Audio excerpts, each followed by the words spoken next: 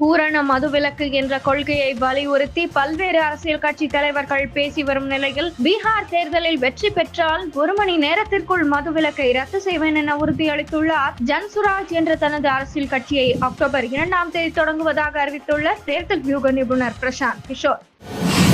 ஜாமீனில் வெளியே வந்துள்ள டெல்லி முதல்வர் அரவிந்த் கெஜ்ரிவால் தனது பதவியை ராஜினாமா செய்ய போவதாக அறிவித்துள்ளார். வரும் தேர்தலில் போட்டியிட்டு மக்கள் நேர்மையானவன் என்று வெற்றி சான்று அளித்தால் முதல்வர் நாற்காலியில் அமர்வேன், இல்லாது போனால் அந்த பதவி தமக்கு வேண்டாம் என அதிரடியாக அறிவித்துள்ளார். அளவுக்கு மீறினால் அமிர்தமும் நஞ்சு எனும் பழமொழியை உறுதிப்படுத்தும் வகையில் ஓணம் பண்டிகையை முன்னிட்டு பாலக்காட்டில் நடத்தப்பட்ட உணவு உண்ணும் போட்டியின் போது லாரி டிரைவர் ஒருவர் தொண்டையில் இட்லி சிக்கி உயிரிழந்த சம்பவம் சோகத்தை ஏற்படுத்தியுள்ளது.